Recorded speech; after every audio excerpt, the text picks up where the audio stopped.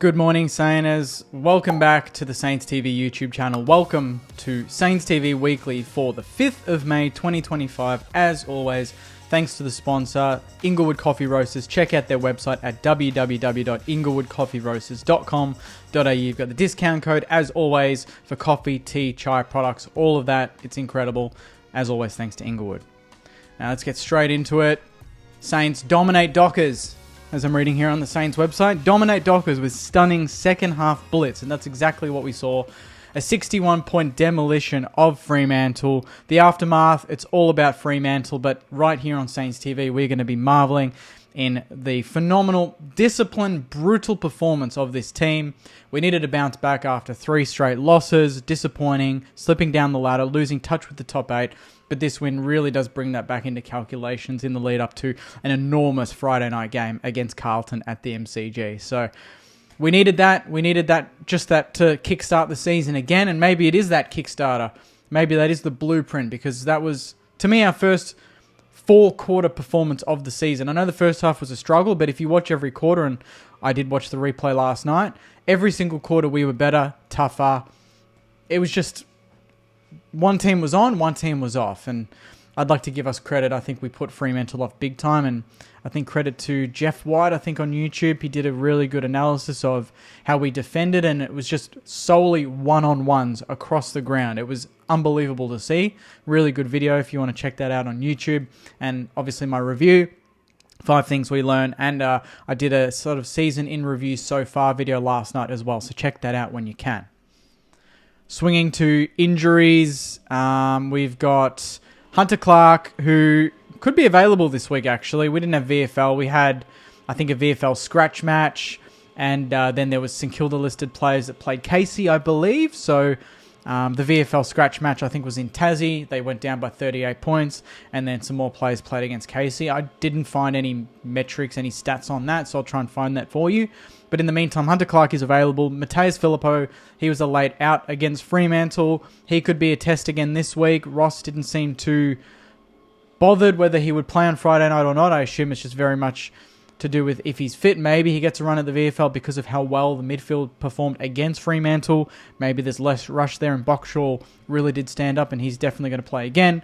Mason Wood will be back from his concussion, which is awesome news. Patrick said 1 week. Dan Butler 1 week. Zane Cordy still 9 to 10 weeks. Max King TBC. Paddy Dow TBC. So slowly, we are getting some troops back. 1 or 2 in the next couple of weeks will be nice. And then post-bye, hopefully more, which is, just takes us to strength. A win for St Kilda as well, which is on top of the win on Friday night, obviously. But Alix Tauru, we saw, got 4 weeks from the VFL tribunal for his bump in the VFL last week, which was just, to me, a collision. We won't go into the details of it, but nonetheless, he got 4 weeks, which basically became 6 weeks because of the buys the VFL teams get. They have that many buys, and Ross in his presser really went to town on the VFL, and Laura Kane has approved, and this is a tweet from Mitch Cleary, Laura Kane has approved under exceptional circumstances that Alix Tauru's 4-match VFL ban can start this weekend with Sandringham's practice match against the Tassie rep team. So he'll be available now in round 12 of the AFL, which is great because we're up to round 9 already, and VFL round 10. So the suspension starts this weekend, and it just brings him back a few weeks. And I think that, that's just from Ross really just standing up for the club. If he doesn't do that, does this happen? I don't know. I don't know if maybe the club inquired behind the scenes and Ross didn't need to put on that pressure, but I feel like he put on that much pressure that they had no choice but to kind of buckle and do what was right, the common sense, which we can't say is overly common when it comes to the VFL and their decision-making. Common sense would be not giving him 4 weeks in the first place, but he got 4. It's not going to be 6. It's going to be 4, and he'll be back for round 12, and by his own admission, he was Alix Tauru was pretty confident of debuting on Friday night. And imagine how he would have gone in a performance like that on Friday night. It would have been unreal to see. But in 3 or 4 weeks' time, hopefully we'll get to see him. Swinging to round 9 football.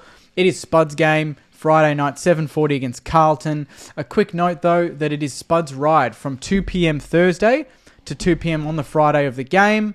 I'll be taking part in that, which will be a lot of fun on a bike, riding around the MCG for an hour to raise money. So if you are available to raise money, please go to saints.com.au/Spud. We've all gone through mental health issues, whether it's ourselves or we've known someone. It connects with everyone. It's one thing that everyone goes through at some point in their life.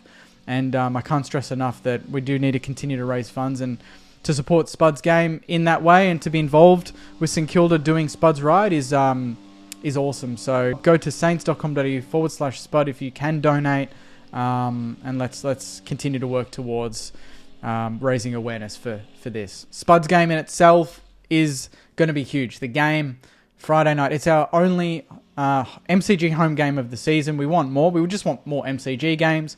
But we know Carlton fans are going to turn out. We need Saints fans to turn out. We need to get a big crowd. We're coming into this off a great win. Carlton are coming into this off losing by 10 goals to Adelaide. They are 3-5. We are 4-4. We could really put a nail in the coffin of their season in a way. I think we should come into this with a bit of confidence. We've won 7 of the last 10 against Carlton, and the last couple, I think. And obviously last year it was the famous Jack Higgins snap in the dying seconds to almost boot them out of finals. Fremantle couldn't get the job done, like they couldn't on Friday night. And Carlton went on to play finals last season, but we gave them a scare. And we're turning into a little bit of a bogey team for them. I think 7 of the last 10, you kind of say that's almost bogey team territory. They should get, I think, Jack Silvani back, who is a big in for their back line. And obviously for us, Mason Wood and Filippo could be huge as well. So it's a big game. Get to the game. Support Spud's game by donating, by attending, whatever you can do. And it's hopefully if we can get up, it's going to put our season, right back on track, being 5-3 and or 5-4, sorry, going into a West Coast game. So it's enormous. The build-up's going to be big. Obviously, I'm going to do some videos with Terry from Blue Abroad, as we always do. And let's get the win on Friday. It's gonna go off if we do. It's all set. All the eyes are on Saints and Carlton Friday night. So that is Saints TV Weekly, Saints. Thank you very much for watching. The podcast is tonight. Get your questions in for the potty. Tweet them to me. DM me. We've got Jake Shunkmail, so that's going to be a nice positive one. And obviously we've got Woody's video tomorrow. We've got Ari's predicted 23 for the game, and obviously the match previews, the teams Thursday night live 6:30 as always with Alana, Ollie, and Evan, and obviously my match review post game Friday night, hopefully with a bit of a smirk and maybe some wine.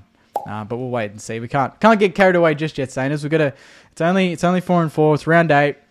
But yeah, it's good to have a win and in there to build up to such a big game against a big foe of ours in Carlton. So thanks for watching, Sainers. Please like, please subscribe. Let's hit 14,000 as soon as we can, and I'll see you in the next video. Take care, and as always, go you mighty Saints.